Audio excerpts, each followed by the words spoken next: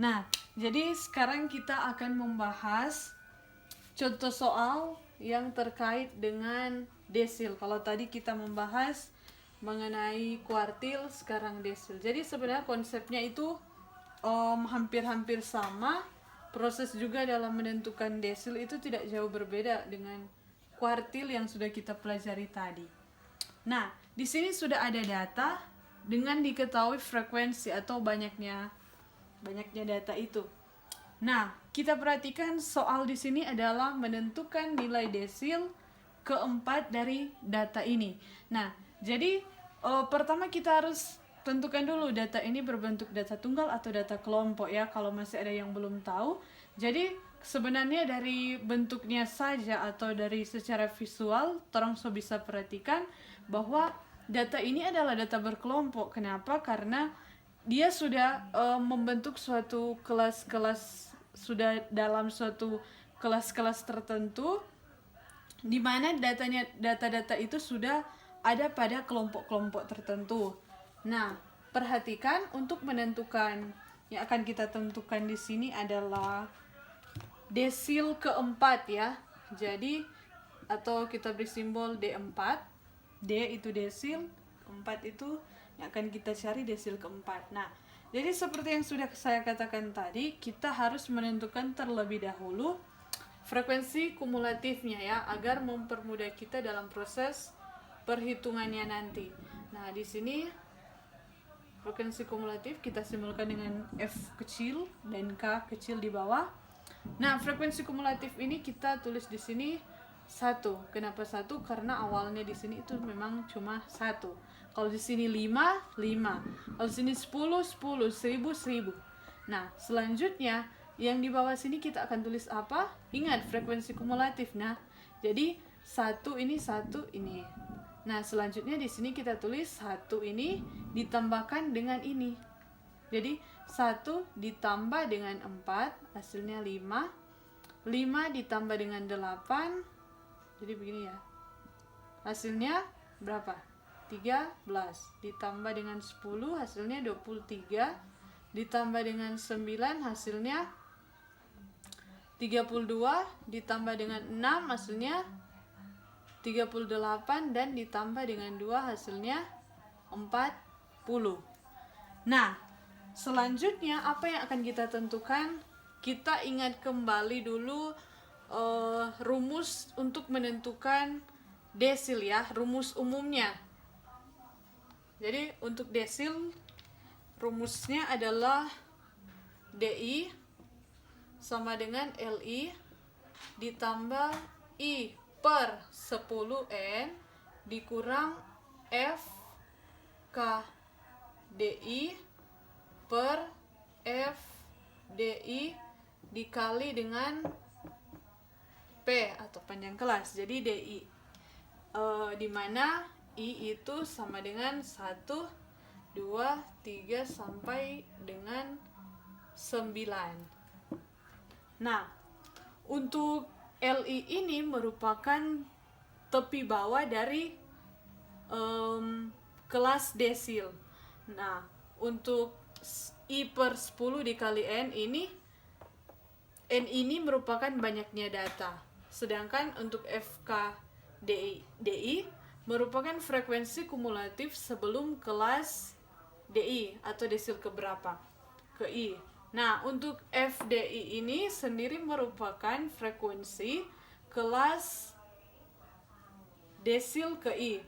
Nah, untuk P ini merupakan panjang kelas. Nah, sekarang untuk menentukan komponen-komponen ini, maka kita tuliskan di sini dulu. Jadi karena di sini yang akan kita cari adalah D4 atau desil keempat, maka kita tuliskan di sini D4 sama dengan L4 ditambah 4 per 10N dikurang FKD4 dibagi FD4 kemudian dikali dengan P, panjang kelas. Nah, Jadi langkah pertama yang kita lakukan di sini adalah kita tentukan dulu kelas untuk desil keempat ini.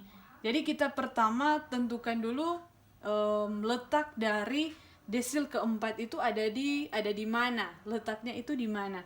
Nah, bagaimana cara menentukan? Perhatikan ini I per 10N. Jadi letak desil keempat ini kita dapat peroleh dengan kita menuliskan I per 10N. Jadi karena ini D4 yang akan kita cari, maka I kita ganti dengan 4 per 10 dikali N. N ini adalah banyaknya data, jadi boleh orang tulis ini 40 karena frekuensi kumulatif sudah sampai di kita jumlahkan sampai di sini, atau kita bisa juga jumlahkan yang ini, hasilnya akan tetap sama 40. Nah, dikali N 40 sama dengan kita bahagi 40 bagi 10 4 dikali 4 16. Jadi di sini 4 per 10N hasilnya adalah 16. Nah, untuk L4 itu dapat kita peroleh dengan menentukan dulu kelas desil keempat ini. Nah, perhatikan karena di sini 4 per 10 kali 40 sama dengan 16, maka kita dapat katakan bahwa desil keempat ini letaknya ada di data ke-16. Nah, kita perhatikan tabelnya lagi. Kita hitung di sini 1, 5. Ini 13, 23. Nah, jadi karena dia 16, maka dia masuk di kelas ini. Kenapa tidak di 13 atau 32 atau yang lain? Karena di sini letak dari D4 itu ada di data ke-16. Sehingga karena 13 ini belum cukup 16, berarti bukan ini. Karena ini 23 sudah di dalamnya itu sudah termasuk data ke-16, maka kita dapat katakan bahwa kelas untuk desil keempat ada di sini. Jadi ini kelas D4. Nah, untuk L4 atau tepi bawah kelas desil keempat itu kita dapat tuliskan di sini. Ini tolong tuliskan dulu di sini. L4 itu sama dengan, perhatikan kelas desil keempat itu ada di interval ini 26 sampai 30. Jadi kita tuliskan ini data yang paling kecil di sini 26. Jadi kita tulis 26. Kemudian kita kurangi dengan 0,5 sama dengan 25,5. Nah, karena yang ini sudah kita dapat, ini juga kita sudah dapat yang ini. Nah, sekarang yang ini, frekuensi kumulatif sebelum kelas desil keempat. Nah, karena kelasnya yang ini, kita perhatikan frekuensi kumulatif. Karena di sini diminta frekuensi kumulatif sebelum kelas desil keempat, jadi torang perhatikan frekuensi kumulatif yang ini. Kemudian kita hitung, kita lihat frekuensi kumulatifnya sebelum kelas desil keempat ini. Karena kelasnya ada di sini, maka kita gunakan yang ini. Atau kita jumlahkan yang ini. Hasilnya adalah ini. 13. Jadi ini yang kita sudah dapatkan. FKD4 itu 13. Nah, untuk FD4 atau frekuensi kelas D4 sendiri itu kita dengan mudah kita dapat tentukan, yaitu karena kelasnya yang ini, maka kita lihat saja frekuensi untuk data 26 sampai 30 adalah 10. Jadi kita gunakan yang 10 ini. Jadi ini 10 adalah FKFD4 atau frekuensi kelas desil keempat. Jadi ini sudah kita peroleh. Sedangkan untuk panjang kelas kita dapat tentukan dengan perhatikan saja kelas interval yang ada di sini ya. Misalnya kita ambil yang 11 sampai 15. Kita hitung saja 11, 12, 13, 14, 15. Ada 1, 2, 3, 4, dan 5. Jadi P-nya itu sama dengan 5. Nah, namun kalau misalnya kita menemui ada soal di mana intervalnya itu sampai ada banyak, nyandak cuma 5. Nah, bagaimana untuk mempermudah kita menghitung? Kita tuliskan seperti ini. Misalnya kita ambil data untuk kelas interval 11 sampai 15.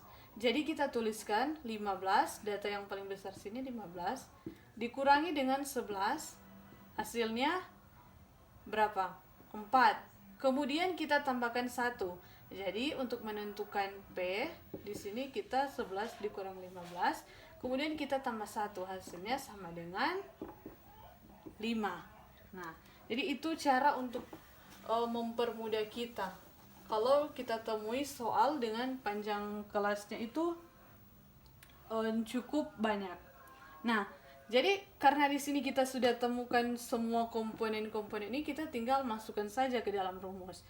Kita dapat tulis D4 sama dengan L4-nya di sini adalah 25,5 atau tepi bawah kelas desil keempat, ditambah, jangan lupa ditambah 4/10 dikali N. N-nya adalah 40, kemudian dikurang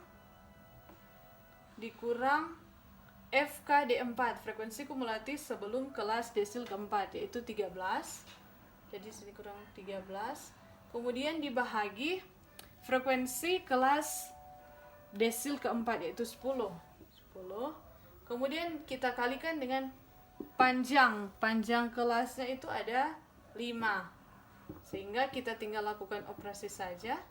Ingat, kalau ada 2 operasi, misalnya penjumlahan dan perkalian, kita harus utamakan yang perkalian. Jadi istilahnya perkalian lebih kuat dibandingkan penjumlahan kalau di sini. Nah, jadi di sini kita kerjakan bagian yang ada tanda kurung ini. Jadi 4/10 dikali 40 itu adalah 16. Kita tuliskan 16 kurang 13/10 dikali dengan 5.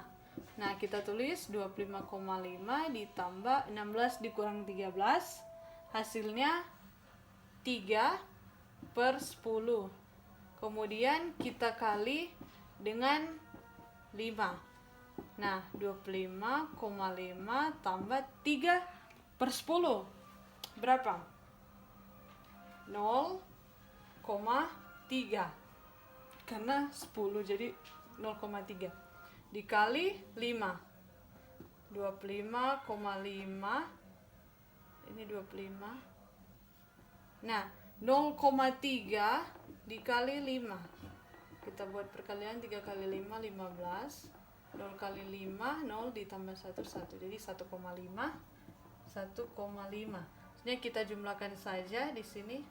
Jadi 25,5 tambah 1,5, 5 tambah 5, 10, 5, 6, 7, 27. Jadi kita peroleh 27,0 atau boleh tulis 27. Nah, jadi nilai desil keempat itu D4 itu sama dengan ini 27. Nah, jadi dari sini bisa kalian paham bagaimana menentukan desil. Kalau di soal ini desil keempat, misalnya kita akan tentukan desil ke-9, ke-1, ke-2, ke-5. Caranya, prosesnya sama seperti ini, hanya saja nilai I-nya dan tentu saja kelas untuk desil ke I itu akan berbeda. Nah, sampai sini bisa kalian paham?